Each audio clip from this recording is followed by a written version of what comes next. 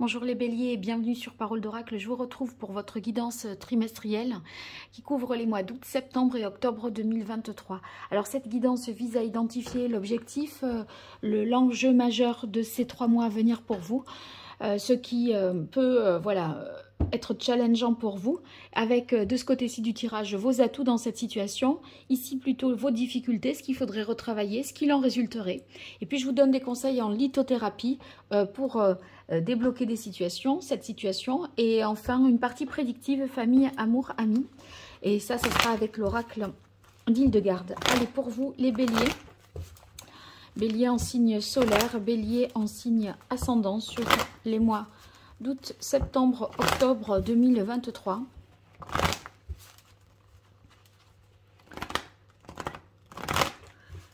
Quel est le défi? Quel est l'enjeu majeur pour les béliers au cours de ces mois d'août, septembre, octobre 2023? Quelle est la parole de l'oracle pour les béliers? Hop là.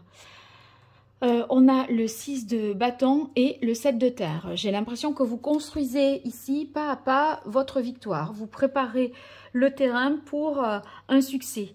Parce que le 7 de terre, si vous voulez, c'est les étapes que l'on a à franchir pour récolter le fruit de ses efforts. Donc, ça demande de s'y atteler, de persévérer, de ne pas lâcher. Et puis aussi de procéder, d'être patient, de procéder de manière méthodique et de voir les résultats à chaque étape.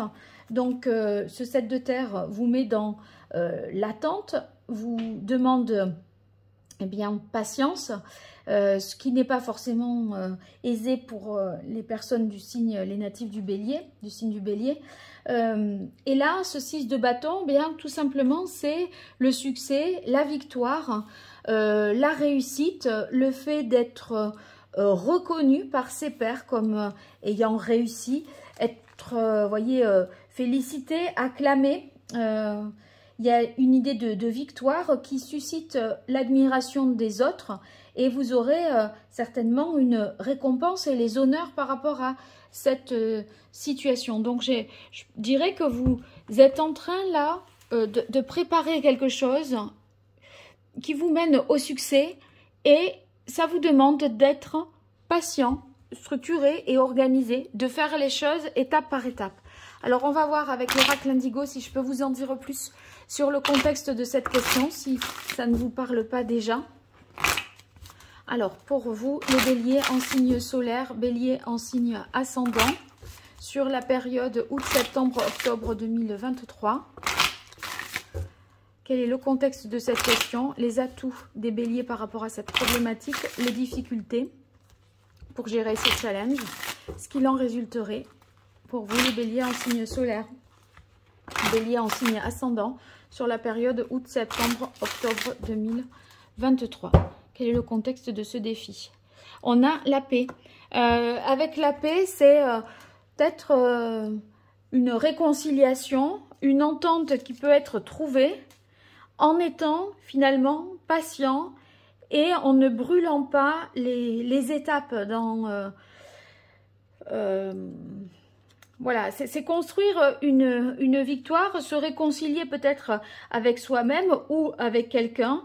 En tout cas, si vous voulez, c'est quand même source pour vous, ça serait source d'apaisement dans une situation qui pour l'heure est conflictuelle.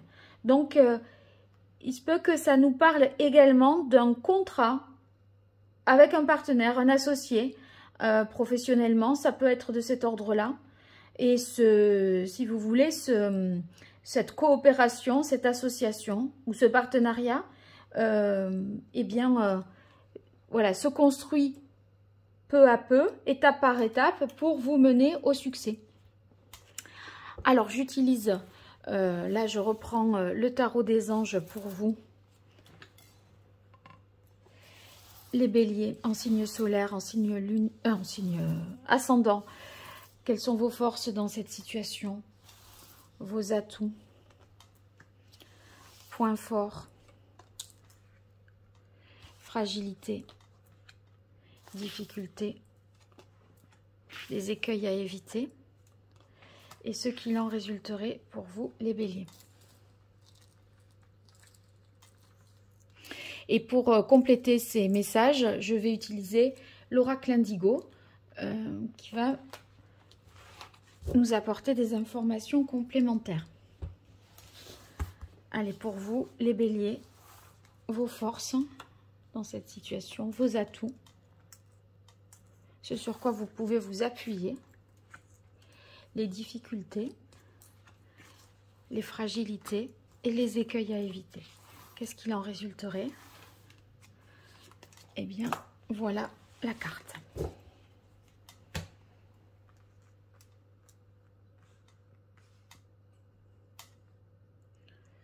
Ok, alors vos forces, on a le 2 de terre. Le 2 de terre, c'est votre capacité ici, certainement, à vous adapter, à trouver un équilibre, un désir, votre désir vraiment de collaborer, de nouer un contrat aussi, et votre capacité à vous adapter au fonctionnement de l'autre, en tout cas à trouver un équilibre entre ce que sont vos façons de faire et celles d'autrui. Alors, 4 de bâton, ben, vous êtes prêt de toute façon à vous engager, à vous intégrer dans une entreprise, quelque chose de plus large, une structure plus grande qui vous dépasse. Il y a l'idée de s'engager, d'être en mesure de poser les bases solides, de créer les conditions de sécurité qui feront que la coopération pourra se faire sous les meilleurs auspices. Et c'est vous dire que vous pouvez compter sur quelqu'un d'autre aussi, sur l'autre, celui dont il est question ici. Donc il y a quand même beaucoup de satisfaction, de paix, d'harmonie, de contentement là dans cette situation. Et aussi, comme on a le roi d'eau dans vos atouts, on sent que vous êtes ouvert sur l'autre, voyez, dans la compassion, vous avez des bonnes idées, des bonnes solutions, vous êtes aussi à l'écoute, au service d'eux, et vous représentez un bon collaborateur pour autrui. Donc, il y a une capacité à apaiser les conflits, à pacifier les relations, et en tout cas, vous ferez preuve de diplomatie dans cette situation-là. Hein.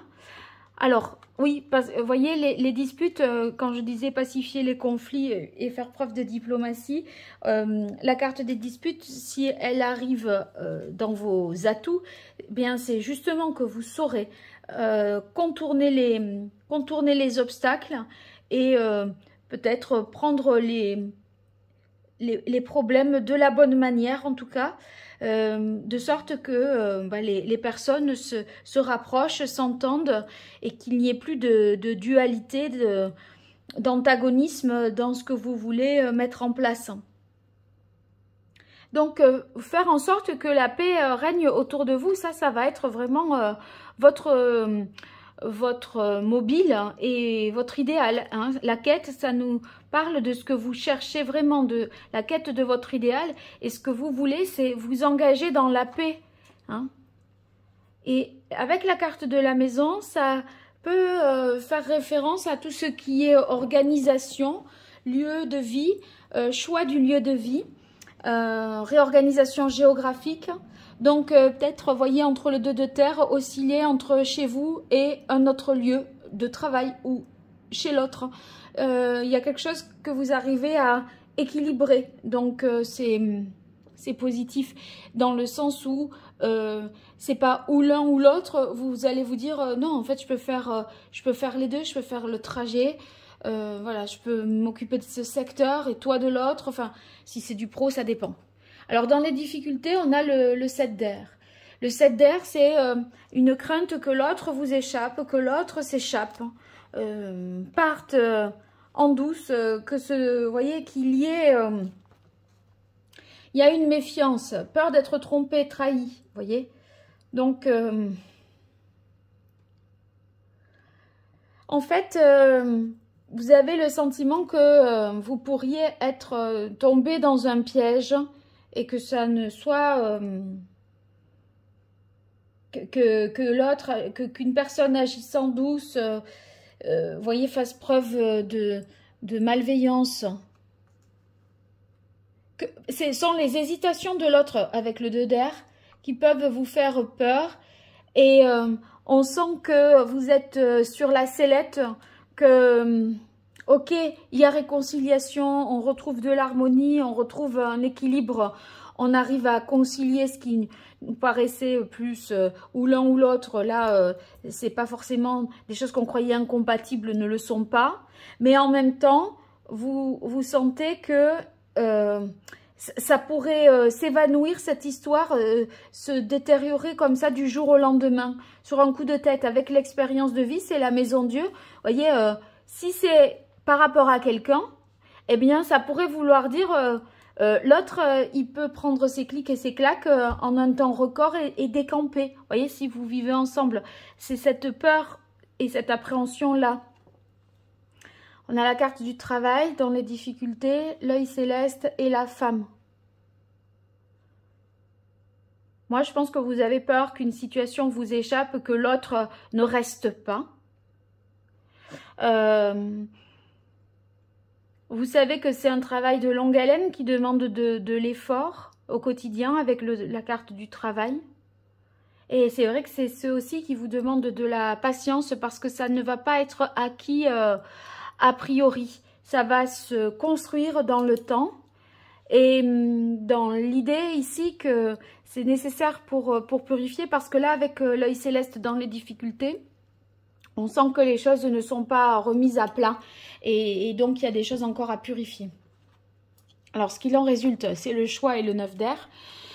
Vous serez amené à vous positionner, à décider de quelque chose. Avec le 9 d'air, ici,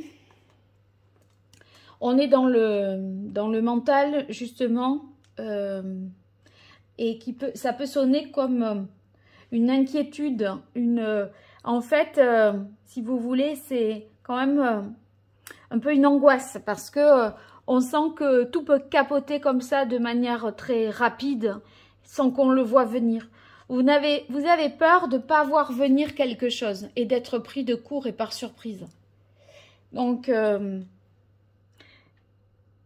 vous vous posez peut-être beaucoup de questions, il y a une sorte d'anxiété, d'inquiétude vous concernant, et ça peut avoir attrait au fait de faire un choix, peut-être de choisir de continuer ou d'arrêter, d'abandonner ou de continuer, voyez. Est-ce que ça en vaut la peine? Vous pourriez vous interroger à ce sujet. Donc, on vous demande de peser le pour et le contre, là, de ne pas vous laisser aussi influencer par l'entourage, par rapport à ce choix. De garder vraiment votre libre arbitre. Et que, quoi qu'il arrive, prenez-le comme une expérience. C'est pas... Voilà, ne vous mettez pas... une pression non plus incroyable. Alors, on va voir quel est le meilleur conseil que le tarot vous donnerait. Les béliers en signe solaire, bélier en signe ascendant. Quelle est l'énergie que les béliers devraient incarner? Waouh! Alors, je vais les ramasser. Il y en a 2 qui sont sortis. Voilà. Alors, on a le fou et la carte des amoureux qui fait référence aussi au choix. Donc, lancez-vous. En fait, avec le fou, il faut se lancer, il faut y aller. Faut prendre son courage à deux mains. Et ne pas se soucier du qu'en dira-t-on, des conventions, des propos de la famille aussi, puisque c'est ce qu'on avait... un moment là de votre indépendance d'esprit, de votre libre arbitre dans ce choix. Et en même temps, voilà, écouter son cœur, faire le choix du cœur et voir avec son cœur en fait, plutôt que voir avec son cœur ce qui est bon pour vous, plutôt que d'être avec le 6 de bâton, faire pour pouvoir dire que, pour pouvoir montrer que, voyez. Faites-le pour vous surtout, pas pour les autres. Voilà. Alors, on va voir maintenant quel est le chakra qui vous conviendrait de rééquilibrer. Les béliers en signe solaire, bélier en signe ascendant. Hop là. Alors, on a le chakra racine. Le chakra racine fait référence à votre sécurité intérieure. Donc là, ce chakra racine étant déséquilibré, hein, ça va vouloir dire que vous avez des peurs irrationnelles liées à un sentiment d'insécurité. Vous ressentez peut-être un malaise intérieur et dans l'idée de « je ne suis jamais comblé ». On dirait que tout ce que vous voulez vous échappe ou ne se maintient pas, voyez. Donc ça peut vous donner une sorte d'hyperactivité, d'impatience, d'une quête de reconnaissance, surtout avec le 6 de feu ici, quête de reconnaissance sociale, ou, voyez, une relation que vous pouviez chercher pour avoir une certaine reconnaissance. Après, d'un autre côté, le chakra racine, s'il est mal équilibré, ça peut vous donner... ça peut s'expliquer par une relation difficile à votre mère. Et c'est ce qui vous met dans cette insécurité intérieure. Bon, donc je vais voir un message que vous auriez à recevoir de l'oracle d'Hildegarde pour vous les béliers en signe solaire, bélier en signe ascendant. Quel est le message que l'oracle d'Hildegarde donne aux béliers? Eh bien, on a la carte numéro 14. Chacun de mes mots, chacune de mes paroles a une répercussion dans l'univers. Donc, tout ce que vous dites, ce n'est pas neutre. Et ça reviendra. Si vous dites des choses justes, il y a des situations justes qui vous arrivent. Donc, si c'est de la... Enfin, tout vous revient. Donc, tout a une conséquence. Tout ce que vous faites a une conséquence. Donc, ça demande quand même de prendre ses responsabilités par rapport à ça. Alors ici, quelle pierre vous conseillez dans cette situation? Donc...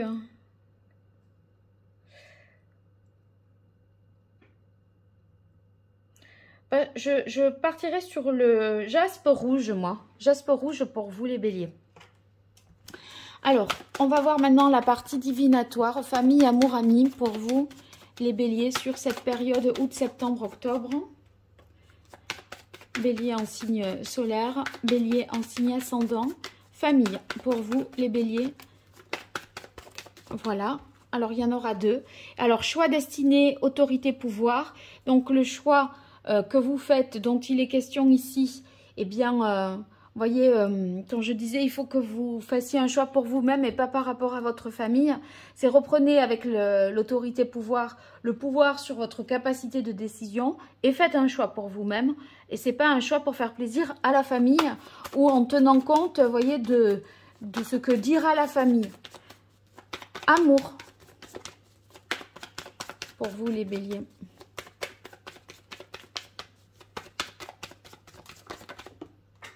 Alors, la carte est partie aussi. On a obstacle, épreuve. Donc, vous êtes mis à l'épreuve pour obtenir cette réconciliation ou cette paix intérieure. Donc, il y a des choses à retisser, des liens à retisser, une confiance à permettre de rétablir cette confiance. Et il y a des choses que vous devez... accepter et faire preuve de patience, de courage et aussi d'introspection. Il y a des choses à comprendre dans votre domaine sentimental. Et amis, pèlerinage, départ. Avec cette carte-là, peut-être ça peut vouloir dire des voyages avec vos amis. Des amis qui viennent vous rendre visite de manière complètement inattendue. Et ça peut être également des amis qui vous aident à vous libérer de vos propres peurs. Voilà, donc bon, vous me direz dans les commentaires comment ça résonne avec votre réalité, n'hésitez pas. Et puis encore merci pour vos likes, vos partages, votre fidélité, vos abonnements. Tout ça m'apporte vraiment un grand soutien. Si vous avez besoin de moi pour une consultation privée, allez sur mon site paroledoracle.fr et vous verrez les différentes prestations que je propose. Donc voilà, vous pourrez me joindre à partir de là. Allez, je vous dis à très bientôt sur Parole d'Oracle. Merci, au revoir.